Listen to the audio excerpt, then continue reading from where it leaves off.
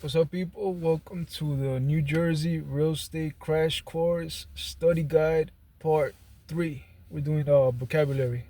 Part 2 was pretty much vocabulary on the A's, like all the words that start with A on the real estate vocabulary.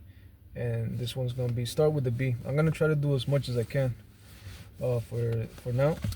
Um, and then I'll continue as part 4 on whatever we left off. So this is gonna be part 3 of vocabulary. These are the B's. All right, buddy. If you like this video and if it helps you, then feel free to like it or subscribe. That if you subscribe if you want, so you could just get like all the videos, like the like the little alarm, like the what is it? What do you call it? Like basically it tells you like whenever a video comes up.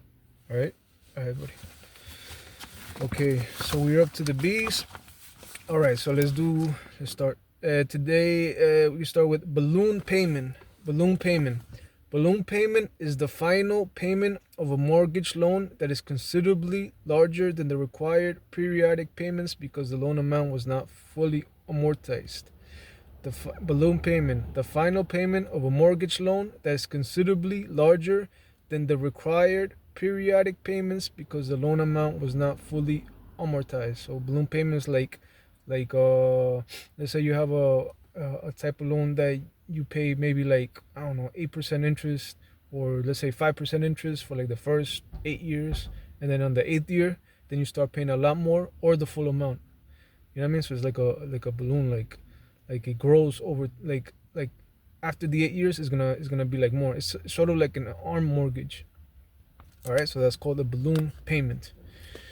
All right. Now here is a bargain and sell deed. Bargain and sell deed, a deed that carries with no warranties against liens or other encumbrances, but that does imply that the grantor has the right to convey title. Bargain and sell deed, a deed that carries with it no warranties against liens or other encumbrances, but that does imply that the grantor has the right to convey title. So basically it doesn't guarantee against liens. If there's like liens on the property, it doesn't guarantee it. It's just a bargain and sell deed. All right. Bargain and sell deed with a covenant. Bargain and sell deed with a covenant is a deed in which the grantor warrants or guarantees the title against defects arising during the period of his or her tenure and ownership of the property, but not against defects existing before that time. Bargain and sell deed with covenant, a deed in which the grantor warrants or guarantees the title against defects arising during the period of his or her tenure and ownership of the property, but not against defects existing before that time. So let's say I don't know, let's say they built a house in 1980 and then you bought it in 1990, and then between 1980 and 1990 they had built stuff, I don't know, in the basement, and then the stuff that they built is like it could get rusty or whatever. Like stuff that they built is getting rusty with leaks and or water or whatever. That stuff is not guaranteed. You know what I mean? You can only guarantee the things that occurred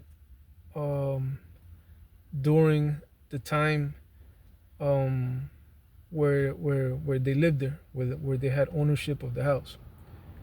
Another example could be like let's say they built like an oil tank in the basement, and then for some reason that tank was built by like a company named, I don't know, Acme. I don't know, that's the name of the company that built that tank. That tank basically if something happens to the people living there and they have acknowledgement that the tank was there, even though the tank was there, but if something happens to that house because of that tank, the responsible person wouldn't be the person that lived there during that time between, let's say, 1980 and like let's say the house was built in 1980, right? And you bought it in 1990, and then you sold it in 1995. The person between 1990 and 95 that's selling that house is now responsible for anything that happens regarding that tank. You know what I mean? The the the the person or people responsible for what happens to you is the people that build that tank. So Acme Company will be the person responsible if there's any like issues in the house because of that tank. And it was built before your time as well. So that's why that's like that could be an example of bargain and sell deed with covenant. Like it's not during the period. It wasn't built during the period when you were there, but let's say it was built like before you got there, and then you're selling the house. So then they would have to deal with it directly with the company that built the tank. You know what I mean? All right. Basis. Basis. The cost of a property that the IRS, the Internal Revenue Service, uses to determine annual depreciation and gain or loss on the sale of the asset. Basis. The cost of a property that the IRS uses to determine annual depreciation and gain or loss or the sale of the asset. So basically the price before they determine depreciation, gain or sale of the asset, what the IRS uses. All right. Okay, next word is benchmark. Benchmark, a permanent reference mark or point established for use by surveyors in measuring differences in elevation. That could also be a datum. It's called a datum too, which is like the sea level. All right, that could be like it could be like you could remember a benchmark and datum, and like the sea level, like where basically that's where they start measuring. All right, that's the benchmark. All right, beneficiary, the person who receives or is to receive benefits from certain acts. So a beneficiary could be just the beneficiary of let's say you have a car accident, you go to court, you're the beneficiary if you win the case. You're gonna get that case money or whatever. Beneficiary. Or you, let's say you had like a will and somebody died or whatever, then like the beneficiary will be the person that will get the will. You know what I'm saying? Or the insurance company pays the beneficiary. All right, beneficiary. Next word is bequeath. Bequeath, to give or hand down personal property by will or to leave by will. To give or hand down personal property by will, to leave by will. So the same thing, like if there's a will, it's like personal property that they will give. Bequeath. And then the personal property is bequest. Bequest property, personal property that is given by the terms of a will. So bequeath is to give, and bequest is the personal property that is given. So for example, Elon Musk, I don't know, the richest person, Elon Musk, like let's say he dies or whatever, and his will, he gives his money or his Teslas, his personal property, his Teslas to his son. They show in the news that X whatever, right? So bequest will be the Teslas, and the act of giving the Teslas is bequeath. So he bequeathed the Teslas to his son. You know what I mean? Bequeath and bequest. That's the definition. All right. Bilateral contract. Bilateral contract. An agreement entered into by two or more legally competent parties that is binding in all parties. An agreement entered into by two or more legally competent parties that is binding on all parties. So basically, the buyer and the seller. It's an agreement, a bilateral contract. Like, person says, I have this to sell. Do you agree? And then the person says, yeah, I agree. I want to give you money for this. And then they give you money. That's bilateral too. Another example would be unilateral contract. That would be like the opposite. Not the opposite, but it's basically just one person giving out a contract, giving out a statement, like saying, hey, I'm selling this house or I'm selling this car, and puts it in the newspaper, and then somebody calls and buys it. It's not a contract. It's just like a statement of like if somebody, and they put like the car for 500 cash, and then if somebody has that, that's the contract. So basically, a unilateral contract, one person makes a statement of what he's willing to do, stay with the contract that he's putting out. You know what I mean? So that's the unilateral, like one person, until the person accepts. You know what I mean? Then it becomes a bilateral contract when two people agreed of whatever the contract is. All right? But a unilateral contract is like you state like this is what's gonna happen if the requirements are met.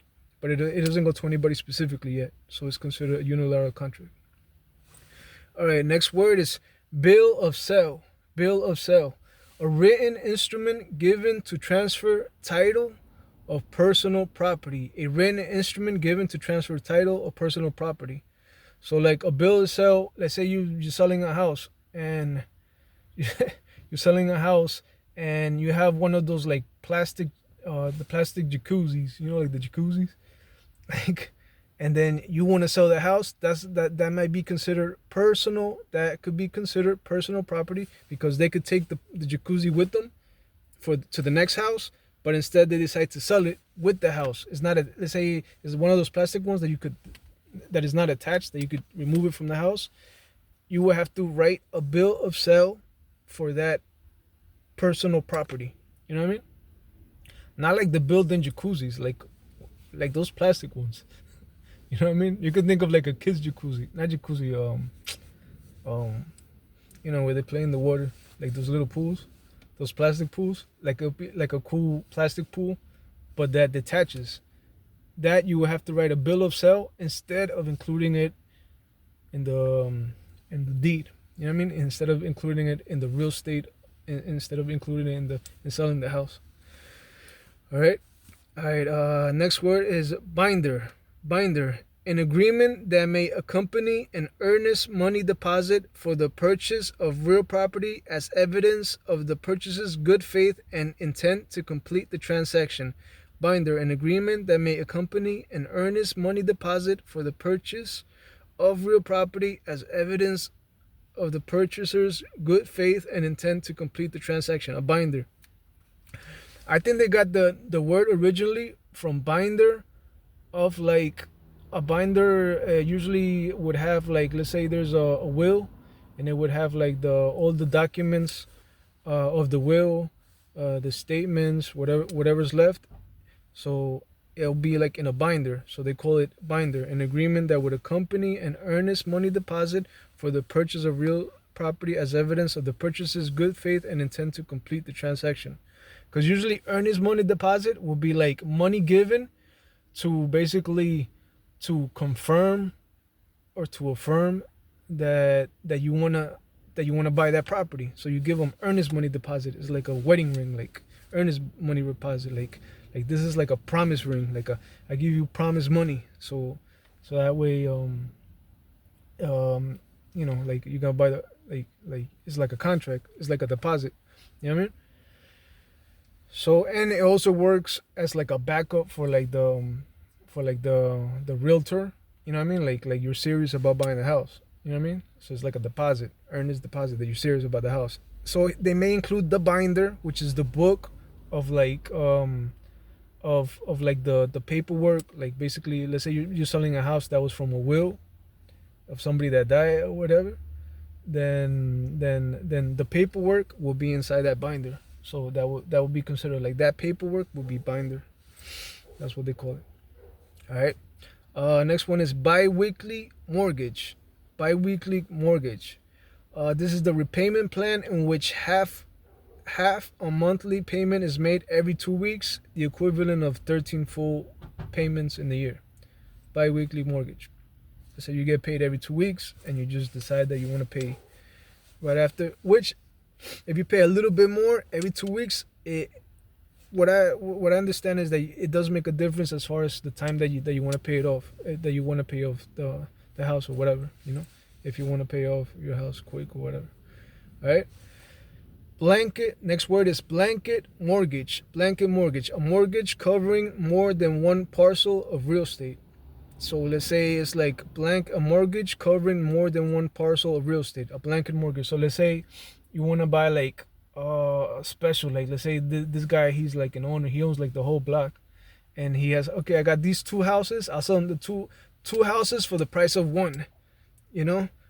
So that's a blanket mortgage. It covers two pieces of real estate in that blanket mortgage. So that's what a blanket mortgage is. All right. Blockbusting, like blockbuster, blockbusting, also known as panic peddling.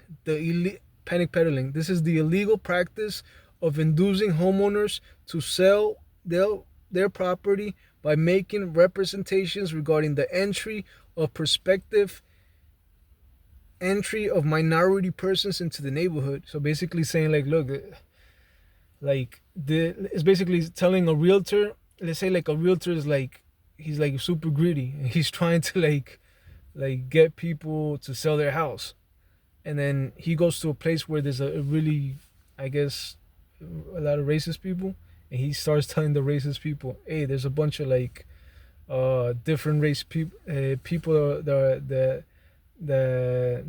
are not their race, that are coming into the area, so you should sell your house because it's gonna, you know what I mean, it's gonna be I guess like people that are not your race living around here, so you should sell your house. That's illegal. You can't do that. Obviously, that's common sense. You can't. I mean, that's called blockbuster. But legally, you get like your license suspended if people have proof of that. You know what I mean? So, all right. Okay. Blue sky laws. Next word is blue sky laws. This is a name for the laws that regulate registration and sale of investment securities. Blue sky laws is a common name for laws that regulate the registration and sale of investment securities. All right, those are the blue sky laws. All right, I think we'll stop here at blue sky laws, and we'll continue the next one. We'll continue the next one in the next video. All right. So thank you, and if this helped you, don't forget, you can subscribe so you can see the videos. It'll be easier for you. You get that announcement that this new video just popped up today. And if you like the video, it's good for me because it will help the algorithm, and then I guess it'll get like more plays, and then more people will be able to see this video. So more people that might want to pass the test of the real estate exam to become an agent, it might help them. Or people that just want to buy a house and they want to learn a little bit about real estate before they decide to make that move, they could learn a little bit from here too if they want. All right, everybody, thank you. Yeah, all right, have a good day. All right, take care. All right, bye.